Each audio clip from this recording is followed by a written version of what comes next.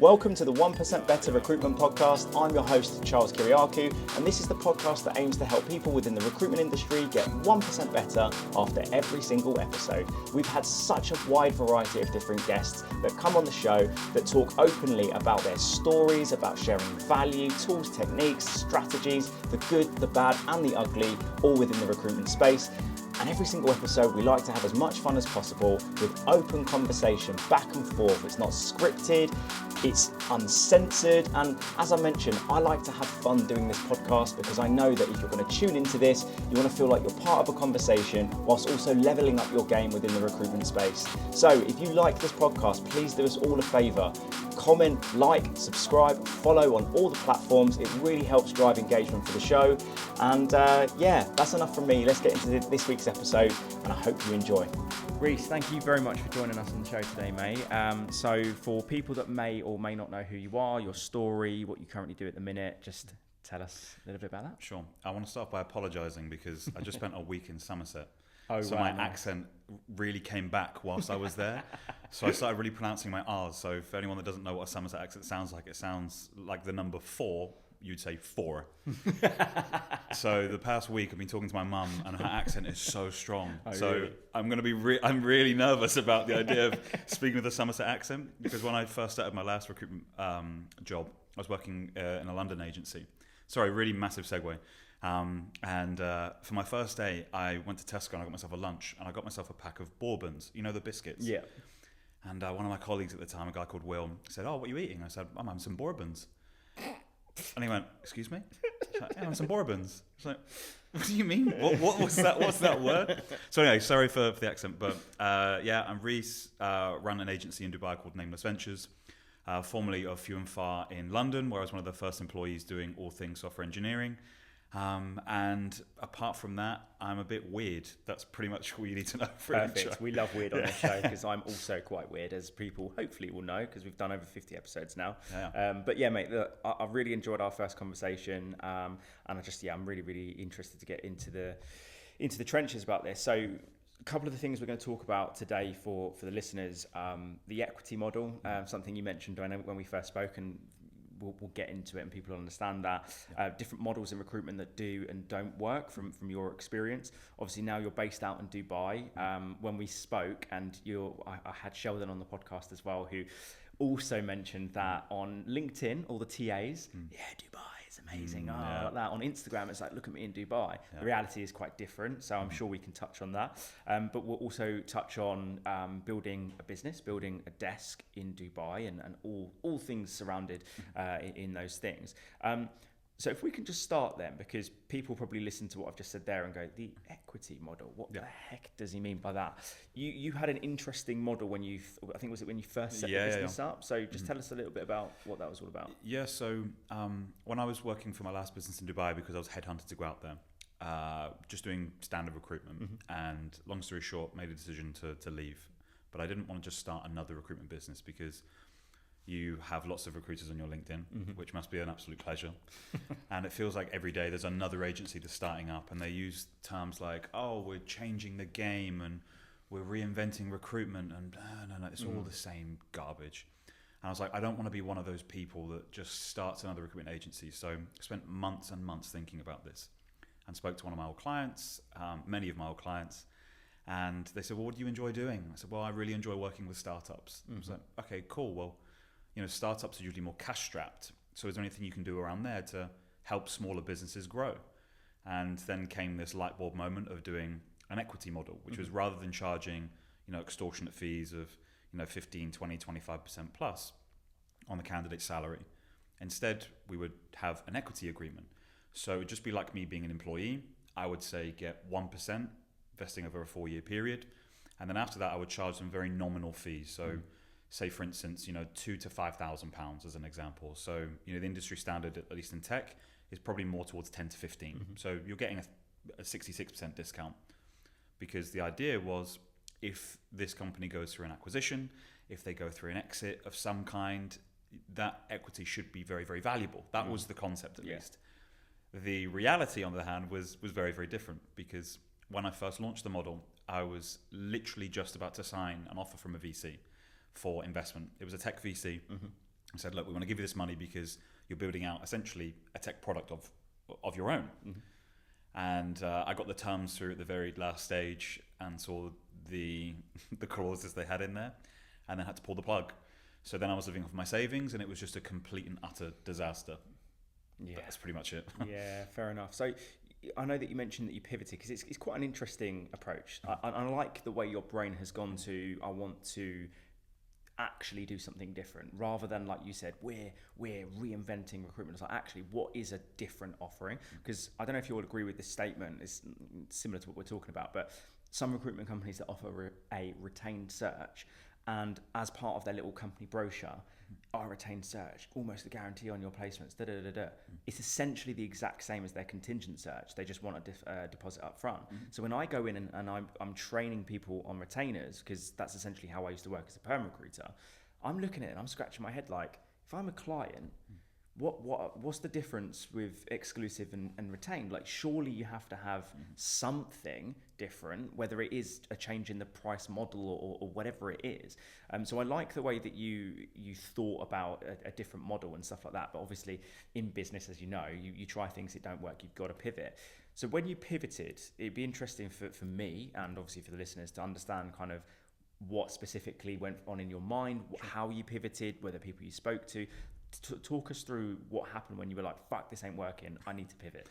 It ultimately revolved around money, if I'm honest with you. That's what I said about the VC thing, because I was anticipating getting, X amount of hundreds of thousands of dollars put into the business. And then when it didn't materialize, all of a sudden you're just rinsing your savings. So my credit cards were absolutely battered. My savings were depleted beyond belief. Just awful. So it got to the end of last year, so 2024, where I was looking at my bank balance and I went, I just can't do this. I'm dying out here. And obviously Dubai is an expensive place. So, I missed one of my rent payments back in December, which was a really scary time because out there it's punishable by law to miss rent payments, as you can have prison time. Which we'll talk about Dubai a bit later on, but there's a few sides where you go, oh shit. So one of my friends was actually put in jail for a few weeks for that exact reason, and it's terrifying. So when you have things like that going on, you go, oh my god, I need to make a change. But more specifically, I had one client in particular who I had this agreement with, who were just absolutely taking the piss out of me. Where they just weren't serious. So even though I was charging very nominal fees and we had the percentage agreements separately, they were missing all of their payments, not by 1 month or 2 months or 3 months, but in some cases 4 and 5 months. And these nominal fees, that was for me to survive. So when they weren't hitting those payments, I was like, something's got to change. I physically can't afford to do this anymore. And I was working with a couple clients on like a normal contingent model, and they were paying on time. And I was like, well, I was so worried when I first launched the agency that it would just be another recruiter doing another agency. But the reality is if you're good at it, then there's always space in the market for good recruiters and for good agencies. So who cares what anyone else thinks at that point? Do what makes you happy, but also do what pays your bills. So there's a balance, isn't there? That's when in January. So one of my old bosses gave me this advice where it's, even as a founder, lock yourself in a room for a few hours and do a review of yourself from the previous year. And you go through like what went well and what didn't go so well. And what didn't go so well, I literally had on the form, I can't eat. Like I'm really struggling to pay my bills. Like I'm dying out here. And all the negatives, it all stemmed from this equity model. All the contingent clients I was working with, even though there weren't that many, I was really enjoying it. So I was like, screw it. Just binned it completely from January 1st and said, I'm just not doing this anymore. So all the clients I was working with, I can't work with you anymore, or you have to switch over to this model. Some came over, some didn't. But now we're in a spot where, things are way more stable, way more secure, and the business is actually growing. So, painful time, but it was worth the risk. At least then I can say, I tried, it didn't work, cool, now we move. Well, that's interesting because I think I've spoken about this on the podcast a few times myself, that I set my coaching business up in December 24, around that sort of time anyway. No, December 23, 24. Anyway, I've been going for about a year and a half now, and we're recording in end of July 25. And first year of setting up the business, obviously I had a decent amount of savings, and I'll never forget, I think I've told this on the podcast, but day one of setting up a business, I bought a MacBook and it cost $1,000 and I opened it and it didn't, I had 2 monitors, it didn't connect to the 2 monitors, it didn't invert, so it didn't fit on my standing desk. I was like, fuck, took it back and they said, oh, we can't give you the money back. Then I had to take it to John Lewis and they said, we can give you 300 quid for it. So I just spent $1,000 yesterday. I just set a business up. So then I've gone and bought an Asus ZenBook that it goes in there. It's a brilliant little laptop. That was $1,000. So I'm already $2,000 down on day one of setting a business up. Then you've got to think about this, that, the other. And then I think it was, I can't remember how many months later, I was in that exact same position where I'm like, fuck, I've got minus $2,500 on one credit card, minus $2,500 on one credit card. Mortgage coming out, and I'm now down to my last 1,000 in savings, and I've got a couple of clients, but that's just paying my bills. I'm not being able to save, and it's a fucking terrifying thing. And I'll never forget, I think it was Andrew Silito, who's like a leadership coach, and I've done some stuff with him years and years ago. He just said, like, those nights when you're sat there awake looking at your wife thinking, fuck, everything's on me, just know you'll be fine. And I was like, oh, what a ridiculous thing to say. Oh yeah, it will be fine. Like, no, and he went, you will be fine. You've got talent, you've got drive, you've got the work ethic, you've got the network, you'll be fine. But being a founder ain't easy. That's why not everyone does it. No. You're going to have a lot of times like that where you're sat there looking at the ceiling at night, not being able to sleep because you're like, how am I going to pay the fucking mortgage next month?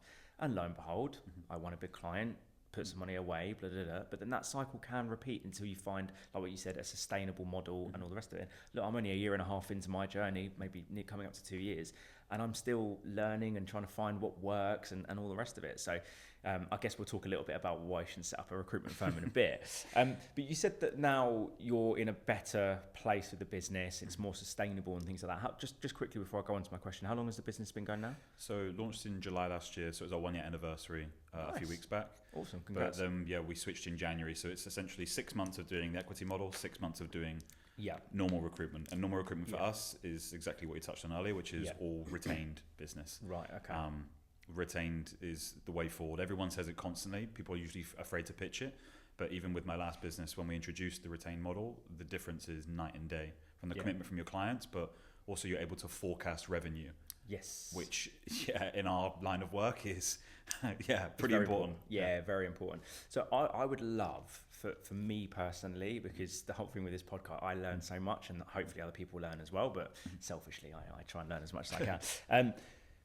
The last 6 months since you've pivoted, you said something that I was like, damn, I love that, where you were like, because where you thought about, not in reinventing the wheel, but like doing a different model or the rest of it, but you mentioned a second ago that there's always space for good recruiters.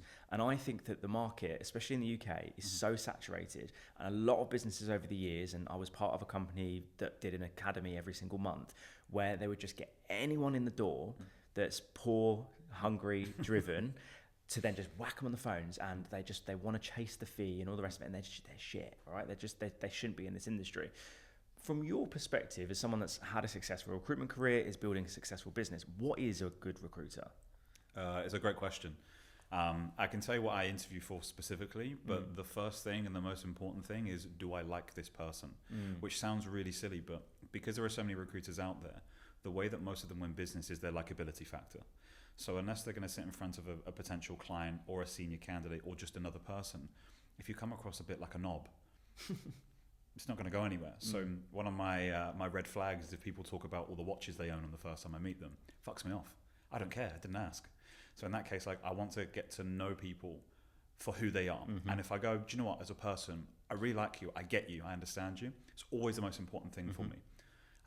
Because for me, recruitment can be trained. It's not the most complicated job in the world, right? Yeah. So things like learning aptitude naturally go into likability as well, because if someone isn't willing to learn or doesn't want to learn, again, you're probably a little bit self-entitled and a bit of an arsehole. Cool. That just don't work for me. But outside of that, I like working with adults, which in recruitment is an absolute luxury. There is a lot of kids in recruitment, a lot. And I don't care about people's social background, whether they're rich or whether they're poor. I've seen some recruiters that were wealthy beyond belief before starting recruitment, and they are unbelievably good. I have seen dirt poor recruiters who have been absolutely shit. So it doesn't really make a difference to me from that standpoint. It's more about, do they want it? Yeah. Now, measuring that is really, really difficult, especially in Dubai, because the difficulty you have in Dubai is that when people want to move out to Dubai, they're usually running to something or running from something. I haven't figured out which one is better yet. So I have seen people come to Dubai and just go out and party every single day and go into the office hungover the next day because the weather's always nice, the beach clubs are always open. You have applications, so one called the Secret Society, where if you're a female in Dubai, you get restaurants, you get beach places, you get everything free. So you can go there and have an entire night out completely for free because the application pays for it. Because you share it on Instagram and things like that. So you see people like that sound really hungry and really want it, and they come out and they just get sucked into that Dubai lifestyle. And I've seen other people who have just become absolute goblins, where they just won't go outside. It's like, go to the beach on the weekend. No, I don't want to, I want to work. So it's like there's opposite extremities, but that's the hardest thing to measure, is how much they want it, because they just say the right things during interviews. So that's the part I haven't figured out yet, is what questions to ask to allow people to demonstrate, I really want this, because it's so easy for recruiters to sell themselves and say all the right things, and then you work with them for one day and you go, what the fuck, who's this? Like, useless. If you've got any suggestions, that would be amazing. If anyone ever, how do you measure work ethic? I have no idea, but it's really tough, isn't it? I remember hiring people. The two best recruiters I ever hired. One was he studied exercise science. He played rugby at a decent level.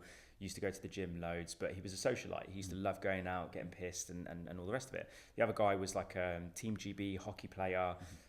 Classic ACL, sorry Drew, but it's classic ACL injury, and then he was coaching the women's team and stuff, but he was dedicated and disciplined, but again, a bit of a socialite, loved to have a beer. He was a knob after one beer, but again, sorry Drew, but it's true.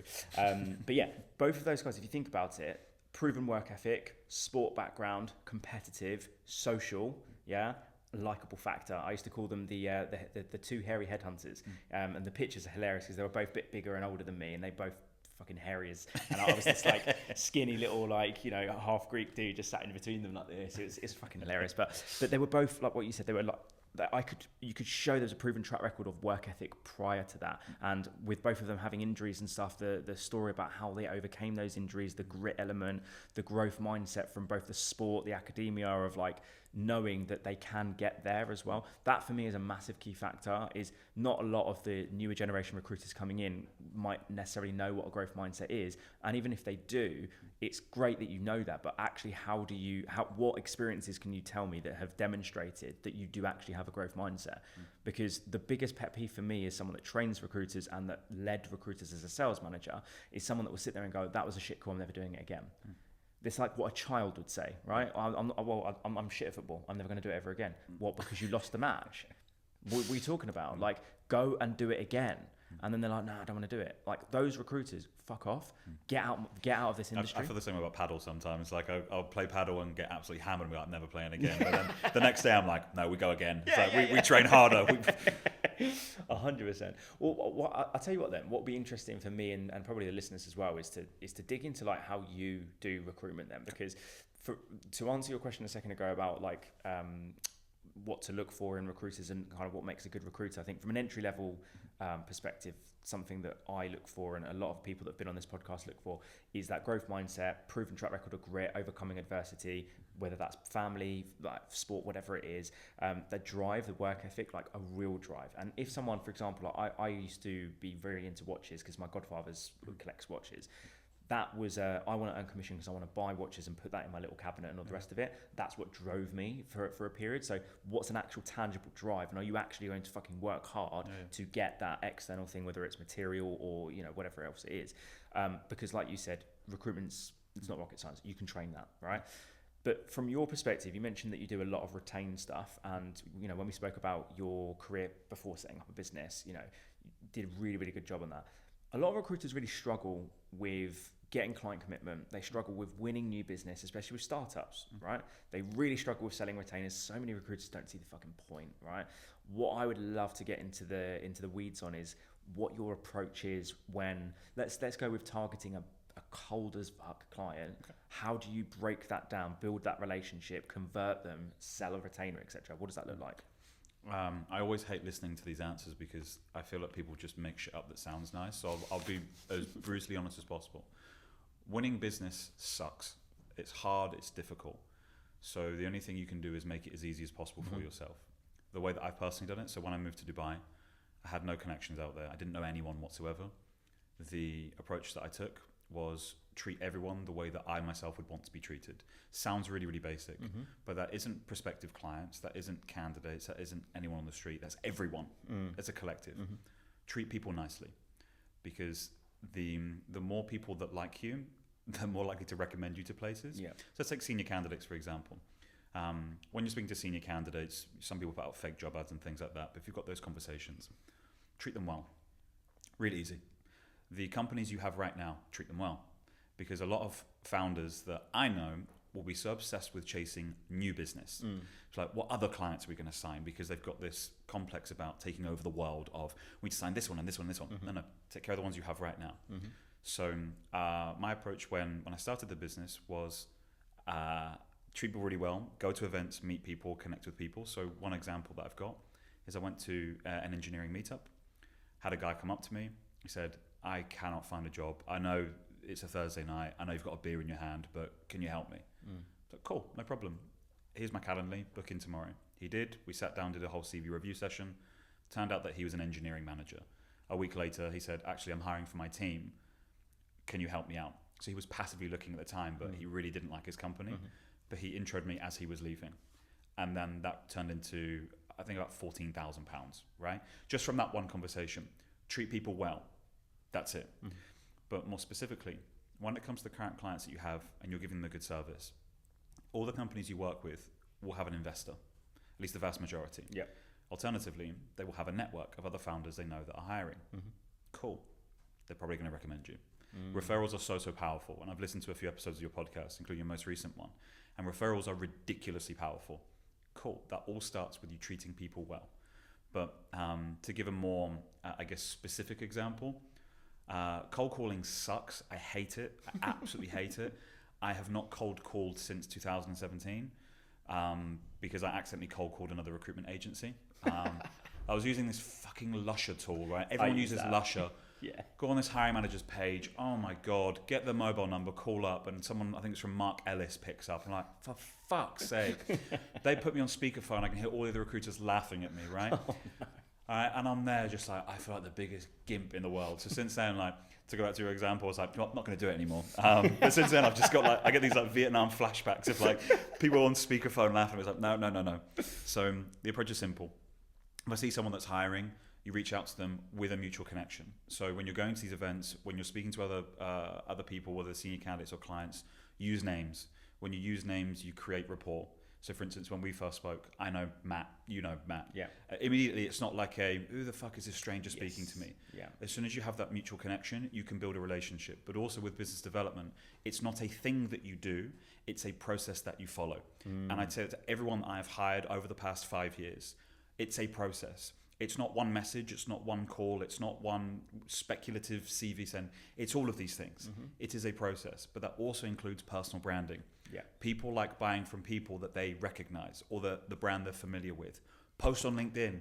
That's where I win a lot of my business. Just post on LinkedIn. Who are you? What's your story? What are you good at? What jobs are you working on? What clients have you placed with? Who are your recommendations? Just do all of these things. It is a process that you follow. But again, I hate these answers because they sound so easy. It's not easy. It's horrible and shit, and it will make you want to, run away and jump off a balcony. But when it works, the one time that it does work, when the 99 times that it doesn't work, it will feel amazing. So just trust the process. But it is a process. It's a process. It is a process, and there's no like one trick for every market. There's no like some magic phrase to get a client to go, yeah, fine, I'll work with you. I'll pay money up front. There's nothing like that. You're absolutely right. It's a process. I mean, good example of that, right? I'm obviously going to the Few and Far office after this, right? I think I told you about the process that I followed to try and get his number and speak to him and try and get a meeting. It's been nearly a year of doing that. And I gave this example to a business developer, like a trainee business developer yesterday in a coaching session, when they were saying about, I'm chasing these leads, but a lot of the time they're doing it one-dimensionally, where I'm emailing once a day or I'm trying to cold call once a day. But I'm like, okay, how many other people are you reaching out to in that business? Oh, well, he's the CTO or whatever. So he's the person with the money, the authority and need. The decision maker. Yeah. I'm like, okay, cool. Who else? Well, no one else is responsible for that role. And I'm like, yeah, but you're going in there, to your point, without any other names, so you're not opening anything up. So I gave him the example of Sam. I tried to email him and Nick No response. Tried to connect with them. They didn't accept my connection response.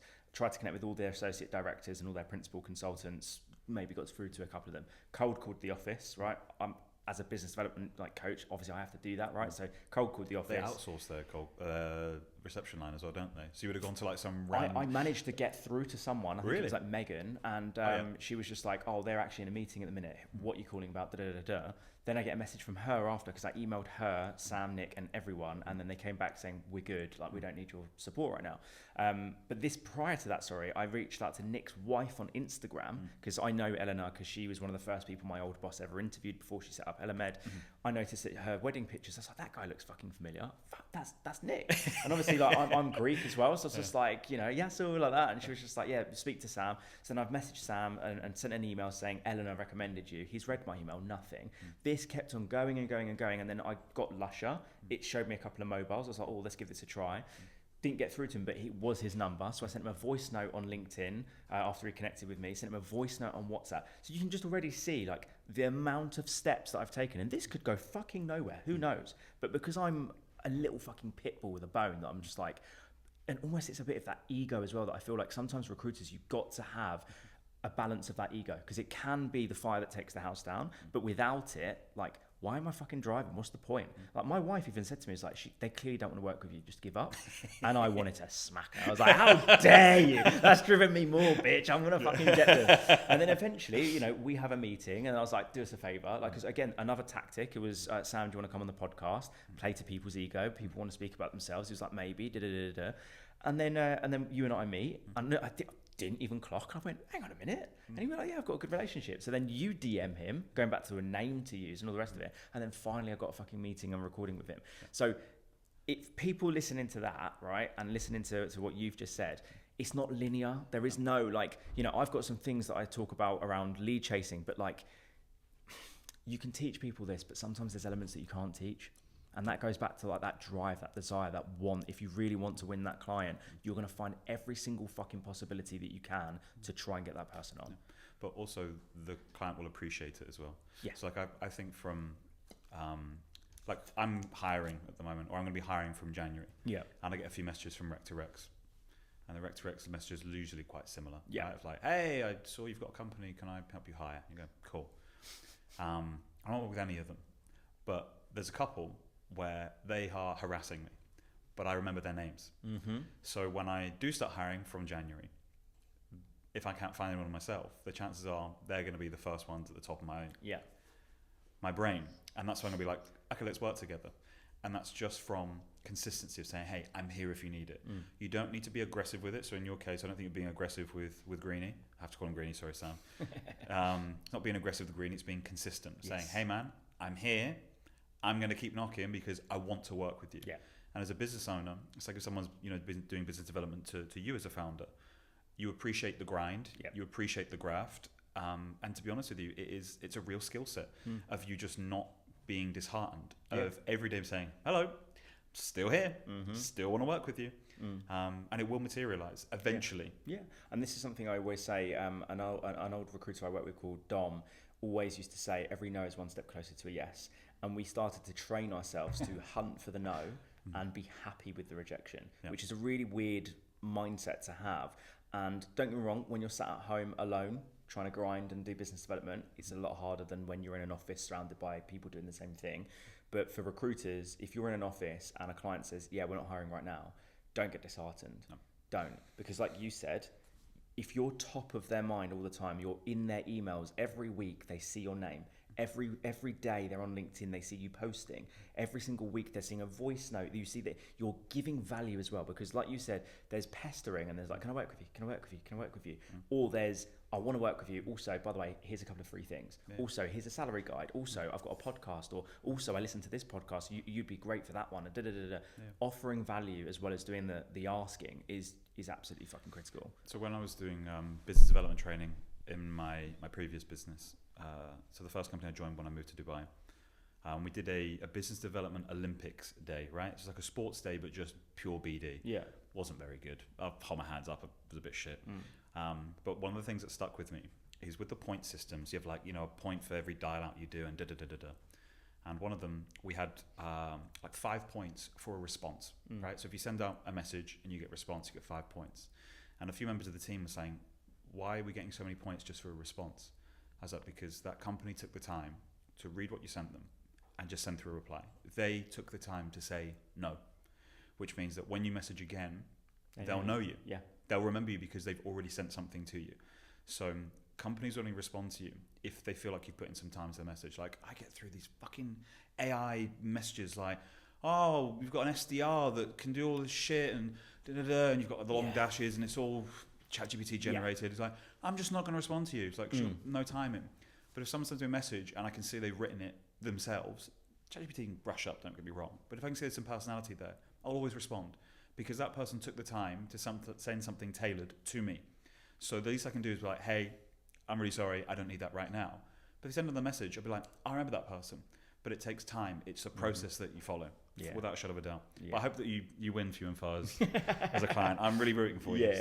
Mate, I think it's, I'll say this to him later. I think that's just, it's a fucking story, man. Yeah. Like, and I've had some of those stories. Like, whenever I do training and coaching, I've got, like, the way my memory works is I don't remember what I had for dinner a few weeks ago, but I can remember the name and the date and the time of a deal that I done in 2015. Do you know what I mean? Like, it's a weird recruitment memory, but like, there's been so many stories of my, like, when I was a recruiter, of like chasing, and I won't go into detail because I mentioned it many times, but there was one where I think it took like 2.5 years, and I met the main decision maker like 15 times at exhibitions, and it got to the point where he just went, stay there. What's your email? Yeah, okay, cool. Right, check your emails. And he's literally just DM'd everyone in the European talent acquisition team saying, here's Charles yet again at another Urology Expo, get him on the PSL. And then they invited me to their office to onboard me on their PSL because I literally saw him at every single major surgical and urology exhibition. And he was just like, you just won't give up. And I went, I promise you I won't. Yeah. And you might find it annoying, but imagine what I'll be like when I'm actually sourcing for your team. And he was like, yeah, fair. But you wouldn't be like that with every client, right? No, because there are certain businesses that you do and you're like, actually... But that's the sweet spot. So we as recruiters can't do that for every client. So choose your top 5 and do that because it will make people feel special. And when you make people feel special, they're more likely to be like, oh, okay, and give you a shot. Yeah. All you need is a shot. Obviously, don't fumble the shot when you actually get it. I've seen that a lot where people, they'll just absolutely screw it and that person will never work with them ever again. Yeah. So just pick 5, go with them, like really grab to get them, because once you've got those 5, again, those 5 will know another 5, and that's when your business can just grow from there. Your desk grows from there. Yeah, 100%. Well, look, I'm conscious because we've only got the studio for a little bit, about like 10, 11 minutes. A couple of things I wanted to touch on. I said to Sammy, who's the producer here, that I am quite big on this podcast around having people come on and talk about the non-sexy aspects of the job and setting up a recruitment firm. And I've had a few people talk about like non-sexy exits and, fumbling investment and things like that. You mentioned one of the topics you wanted to talk about is like why you shouldn't set a recruitment company up. You've obviously had an interesting first year of doing it and trying different models, but I feel like a lot of the time in this industry, it's almost a given that you join a big company, you get a few years of experience, you build up a network and you set up your own firm. But I don't know the statistics on this. I can probably get that and put it in the description later down the line. But like the statistics on people that set up and then fail after 6 to 12 months and then just completely go, I can't fucking do this anymore, and didn't have the ability to pivot like yourself is just startling, and it can completely fucking shatter your whole life, right? So from your perspective, why shouldn't people set up? I'm going to start that by answering there's only one reason why someone should set up, and then talk you through all the things that will go wrong thereafter. So I want to look into one of the cameras when I say this, if that's okay. I'm going to choose that one, so hopefully we can edit that properly. If you look at your boss and you think he's shit, or you think she's terrible, or you think I can do a better job myself, then do it. That's it. That's the sort. Just do it. If you think you're that good to be better than he or she, do it. Don't come up with excuses. Do it. That's it. That's my best advice. Now that comes with some caveats. Caveat number 1: you will do deals, you will sign clients. However, getting paid is really, really difficult. Like unbelievably difficult, especially in the Middle East, but also here in the UK. Because when you are a one-person band, when you are a small business, your clients, more specifically the finance team and the legal team of your clients, will take the piss. Always, unfortunately. They say that they won't, they will. Every terms of business you sign, they will always take out the late payment charges. So, it's like in most recruitment contracts, it's you have 30 days to pay. If you pay, after those 30 days, we're going to charge you an extra 5K as an example. They will always negotiate those out. And when you start your business, you go, no problem, because you want to sign the terms of business. Yeah. Don't take that out. My God, do not take that out. It will fuck you. Trust me from experience. So reason number one why you should not do it is because you will lose a lot of money, at least in your first 6 months, because companies you work with just will not pay, and they will promise you they will pay, and they won't pay. And I'm sorry to give such a sweeping generalization. I hate people nowadays. I hate them so much. You get so excited, you send out the invoice, it looks really pretty, you've got your company logo, you're like, oh. And then every day it's an absolute anxiety fest where you sit there and you refresh your bank account literally 3 times a day, right? I have Mashrek, and every day, have they paid? Have they paid? Have they paid? Have they paid? I turn on notifications through text, through the app, through email, and through I think like triggered like voicemail. So I get 4 ways where if someone pays me, I'll get notified immediately because I couldn't keep refreshing. My screen time just on that application was like hours and hours and hours every single week. So first reason, you will not get paid on time. It will absolutely ruin your savings. It will be really stressful for you. The next reason is your personal relationships. They will suffer without a shadow of a doubt. You won't have the funds to go out with your friends, but also emotionally, you're not going to be available. I'm not sure if you've experienced this as well, but especially when you're first getting set up, all you're thinking about is the business. You're thinking about, oh my God, what if this happens? Or what if that happens? Or what if something doesn't happen, which is the worst one? Emotionally, it absolutely drains you to the point where you don't want to be around anyone. So I've been for beers many, many times with my friends, and there have been times where I've not said anything for an hour. And I've just sat there and I've listened because I have nothing to say because my brain is elsewhere. And you just will not be able to switch off. The third reason, if you need any more reasons, your work-life balance completely goes out of the window. You will have no life. It will just be work. So it ties on to the previous point, right? But more specifically is if a client says they want to give you a call at 9 p.m, you will be on that call at 9 p.m. If a candidate says they want to speak to you at 7 a.m. the next day, you will be on that call at 7 a.m. You will be so desperate to make sure that your brand is being perceived in a positive light that you will just work and work and work into the ground. I spend hours every day responding to every single LinkedIn message that I get, right? And that predominantly consists of every single resident of Bangalore, right? I have so many Indians message me on a day-to-day basis because they want to move to Dubai. Honestly, it's tough. It's really tough. I will respond to every single person because I know what it's like to try and move to that place. I know what it's like to try and find a new job in a new place that you're not familiar with whatsoever. I will make sure they all get a response, one by one. It is so painful, but I have to, otherwise I won't sleep properly because they're going to think my company's shit, or they're going to think I'm a shark, or they're going to think that, I'm just doing things for LinkedIn likes. So from that standpoint, starting a business is unbelievably shit, especially for your first 6 months. It does get better. But if you think winning business is difficult when you're working for someone else, when you have a salary, this is way harder because unless you win this business, you don't eat. So at the start of this year, I was living off of about £1,500 for 3 months, right, in Dubai. That's when I missed my rent payment, and I was really, really stressed. And my friend had a birthday party in Bulgaria, as you do. I was like, okay, fine, credit card got rinsed, go to Bulgaria. And I sat there for the entire trip, and I was at the top of the mountains. I was like, I might just yeet myself into the forest, just yeet myself in. Just for a bit of peace and quiet. But you get to a point where everyone's having so much fun around you, but mentally you're there like, oh my God, you're thinking about all of these 3 factors like, oh my God, if this doesn't work, what do I do next? And the reality is, so what you said earlier, like it's going to be fine. It probably will be fine. But in that moment, you feel like you're in a hole of how do I get out of this? But again, it's the first point. It's one of those things where if you can see your boss right now, and you can see that she's got her feet up, or you can see your director of the company where he's doing online shopping, you go, I can do a better job. Do it. Just do it. Like Shia LaBeouf, just do it. Because you will always regret it if you don't. Always. but just be prepared for all the shit that comes with it. Yeah. So your boss has probably been through those times of being stressed like that and not eating and not paying for things, which, you know, Sam's a good example of that, where, you know, when I joined Know It, which it was called back in the day, you know, you would look over sometimes and think, oh, Nick and Sam have got it really easy. Yeah, they've got all these employees, they go and pull some roles, and then they've got, you know, me filling them and Glenn and Miles and Luke and so on and so forth. They're just making loads of money. The reality is I'm now in their role. It's fucking hard. Yeah. It's really, really hard.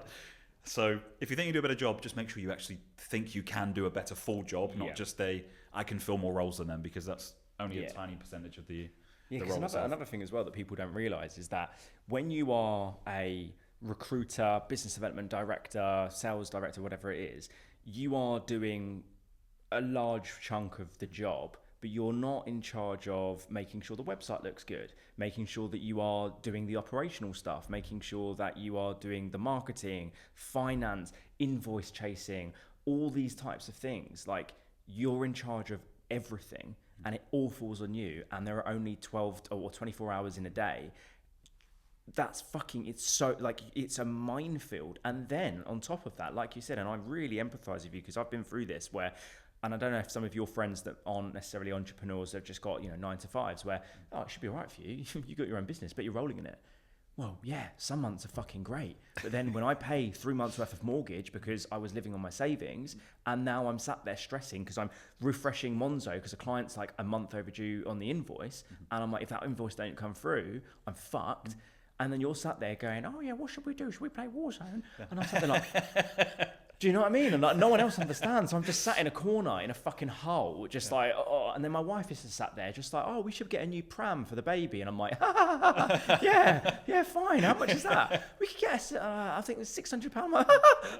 Yeah, great. No, like, and she just don't understand. And she's just sat there like, what's the matter with you? You've not spoken. I'm like, you have no fucking idea. No. And she's on my wife is on maternity leave at the minute, so we're dealing with a minefield of bringing a child into the world, whilst at the moment trying to go out and win new business and do all the rest of it, and then and I'm speaking to the producer here about like re-changing the whole business identity, and like, you know, what packages am I going to do, what courses am I going to do, am I even going to do that, is it just going to be this?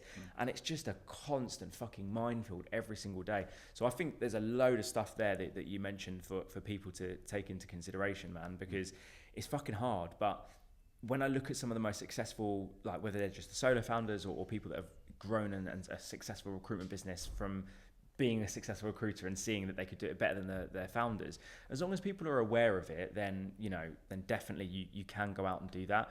But the biggest thing is that, you know, if you don't take that risk and then you turn 40, 50 years old and you go, what if? That for me is so fucking scary. But look, mate, I'm conscious we've got to wrap up in a second. And I'm conscious we didn't talk about Dubai a lot, so we'll definitely do another one, whether it is whether come out to Dubai. Oh, mate, come out. Oh, mate, yeah, we'll definitely do that. There's a podcast studio you would love there as well. Amazing. So we'll definitely do that. Last question I finish every episode off with is, following today's episode, how can viewers and listeners get 1% better in recruitment? Ooh. I've been thinking about this on my Uber journey over that took an hour and 20 minutes, and I haven't really got a good answer. The best that I could come up with was I listened to a talk from Chris Williamson last year. Really like him, you know, the podcast guy. Really, really good guy. And he said, the problem that most people have is they don't just do the thing.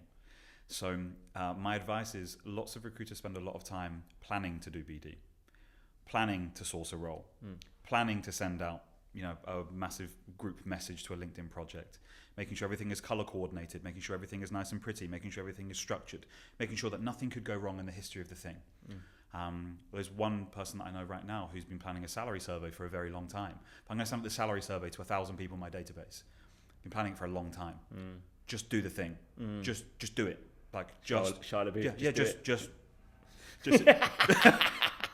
Do it. Just do it. Don't overthink it. Don't overplan it. Just do it. People talk about like the swallowing the frog thing. Whatever. There's a book about it. Eat that frog. Eat the Brian frog. Tracy. Yeah, love it. Just get it done. Yeah. Just don't overthink it. Just get it done. If you have to do business development, just do business development. Don't plan business development. Just do business development. I'm speaking really quickly because I know we're out of time. But my advice is just do it. Yeah. Love it, mate. Love it. Awesome. Well, look, thank you so much for coming on the show. I'll put your LinkedIn stuff in the description, and obviously for people that you're looking to hire and things like that, like, yeah, people will know how to get in touch with you. But yeah, thank you so much, mate. And for people that have made it this far, until next week.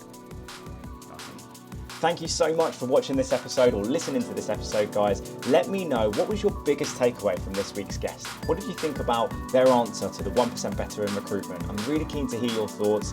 If you haven't already, please drop us a like if you're on YouTube, follow on Apple and Spotify, connect with me on LinkedIn, and I'm really, really keen to get some feedback from you all on what you think about the format of these episodes. Are there any other guests that you think we should have on the show? Are you someone that wants to be a guest on the 1% Better Recruitment Podcast? Because if so, you can just simply DM me on LinkedIn, you can drop me an email, all my details are below on these videos. And I'm always interested in having absolute legends come on the show that want to have real open conversation, that want to talk about things that could even be potentially controversial. We could debate certain things, but the whole point, as I mentioned at the start of the video, guys, is that my whole purpose with this show is to help the recruitment industry get 1% better after every episode. So make sure you're following, subscribing on all the different platforms, and I'll see you next week.